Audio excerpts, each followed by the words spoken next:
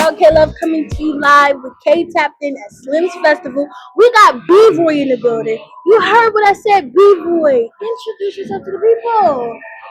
Is B-Roy in the building, Mr. in the building himself? How you feeling? Okay, that's what you're talking about. You in the building. Wait a minute. So you just performed. What was some songs you performed? I did Slick Talk, Fan Favorite, and I did Follow the Code, my latest single. Yeah, fucking with that. Yeah, I had to run in there. You feel me? You can't perform without me watching, right? She literally ran in there all late with the little stick in the jaw. I said, "Oh my God, that's cool." You gonna call me out though, right? Yeah. I mean, we made eye contact, so I'm cool with it. Yeah. I got some exclusive footage of that, so I ain't mad at that. Okay, so let me ask you this: what inspired those songs? What inspired Slick Talk was a battle rapper named Goods, and I literally say rapping like I'm Goods. Now my sneaker got a slick walk because he's an entrepreneur and he made his own shoe called the Slick Walks. Okay. But what also inspired it was that I like talking slick in my music, like kind of flexing or popping it, just like whatever I own or what I got, just because I got it and I got cherish the wins that I have. You know what I'm saying? 'Cause it's a blessing to have the things that I got. Yeah, you're right. Listen, we gotta take the gratitude. Yes, thank you. That's what I'm talking about. And follow the code was basically just a message of following the principles and guidelines of what you follow on a day to day and whatever goals you set out to achieve. For me, the premise of the song was more money. Like I did X, Y, and Z, got a new job, got promoted, whatever the case may be. Now I'm finding different avenues to get to whatever amount of money I want to get to. But that's my guidelines. But you can still follow the code generally and follow your goal, your code, your guidelines, and get to your steps of whatever you want to achieve. Yeah, okay. And I'll be having merchandise for that coming soon. What? Hold on. Is that the first time you said that? Or you said that before? This is the first time you said that? I just got something exclusive. That's for sure. Merchandise. Okay, that's what I'm talking. Listen, he coming with energy. He built different than I.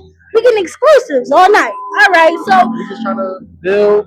It's 2025. We got this new shit. That's what let's talk to you. Tell the people what you want to know. So then let me ask you this. Can you tell me a little bit about your background and how you started with music? How did you get into it? This is like one of my favorite questions, only just because a lot of people are like, how did you start doing music, blah, blah, because everybody knows me from like playing basketball and stuff. So then, I got to see that. yeah, I'm on the internet. But either way, I started making music literally just kind of just like, it was like a hobby at first, just kind of just fooling around and shit, freestyling in front of the TV and shit with the phone by the TV and shit, with the voice memo, you pause it and unpausing it and shit. Yeah.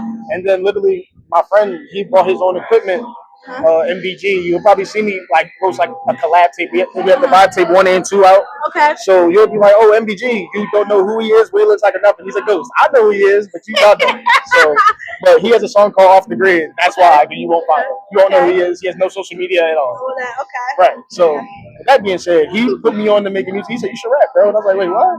And then literally at the end of the day, I kind of just started dabbling with it. And then it kind of just stuck because after we dropped our first collab tape on SoundCloud, the vibe tape 1, like the first, like I would say 3 or 4 songs, they got over 300 plays. I said, y'all listening to this shit? Like, oh word, I'm gonna keep it going. Okay, yeah. and that's kind of how I started. Okay, that's good. So then let me ask you, how do you find inspiration when you're experiencing a writer's block? Because you got quite a few songs out. Like this man inspired me to start writing, and he actually helped me with my first song. So I need the info on like your writer's block situation.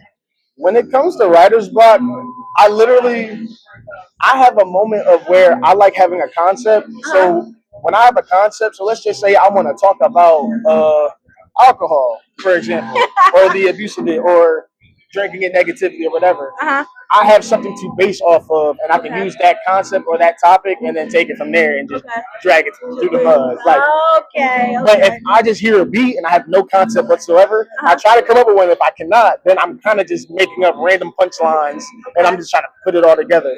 But there's definitely been times I sat there and said, I don't even know what to say. Like, I literally have a list of beats on my phone where I'm like, I don't even know what to say. So I just save the beats in my notes. And I just go into the next beat because, because I have beats that I paid for. Yeah. But there's a time where I'll go back to the beat later because it's already paid for, so I can just go ahead and write to it and drop it later. Or if I feel like freestyling to it or whatever, I can do that. Yeah. But if I can't get nothing there, I just go on to the next one because maybe the next beat will inspire me, and you can always go back to something. And you might get re-inspired. You might go through something that you want to talk about, and you're like, oh, this beat is perfect for that. Yeah, that's true. I feel that. I do that too. So now I know because I have a lot of beats. Do you do that? I mean, I say the beat. You know, listen, we can hold. Okay, I save it. They try to call me out. It's alright though. Listen. Now let me ask you this: when people hear your songs, what do you want them to remember about you? What do you want them to feel? Talk to the people. I'm getting deep right now. Talk to them. It depends what you want to look for. Because when I dropped the Royalty Tape Volume 1 and 2, my message of those mixtapes is basically saying you're gonna leave here with liking one of these songs. Okay. But all my songs have different concepts. They have different vibes. They have different type of messages. So if you want to hear the song that you can bump in the wheel and where you just popping and flexing, you gonna want to listen to Slick Talk. You want to hear that. Yeah. If you want to hear something that's kind of relatable, like I made a song called "Lying" about how people be lying about the shit they have and the cars they have and all this other stuff. You know what I'm saying? And I'm like, that's a pet peeve of mine. So it's like, don't lie and don't act like you got this and that when you don't have it. Like, yeah. you know what I'm saying? No, So it's like for example, like I always be talking about how like I be in the Chevy like, cause I'm in one. You know what I'm saying? Like everybody be talking about, oh, they got this Bugatti and Lambo, flying like a motherfucker. Boy, you built like that. Okay. But if you want to hear something that's kind of more like heartfelt, relationship wise, like you'll listen to like Never Loyal, Lost Communication, Sunny Days in August, Midnight in Delaware, like all those kind of songs where it's just like relatable, personable, and more like boom bap, more heartfelt, kind of slow down. Kind of you gotta sit with that song and really go back to the lines that I'm talking about. Yeah. So then let me ask, the songs that you've written, did you actually live through some of that, or you went through some of that stuff? Okay. All of it. All of it? I write everything. So when you write how you feel. Yeah. An experience. Or I'll go. There's times where I'll always tap back into like childhood, like whether it's like middle school, high school, college, whatever it is. Like if it's an experience that I went through, that the beat is kind of speaking to me, I'll talk about it. Okay. And then when it comes to different songs that I'm writing, I can use that same experience and then write about it in a different way. Okay. Gotcha. So then tell the people where they can find you at.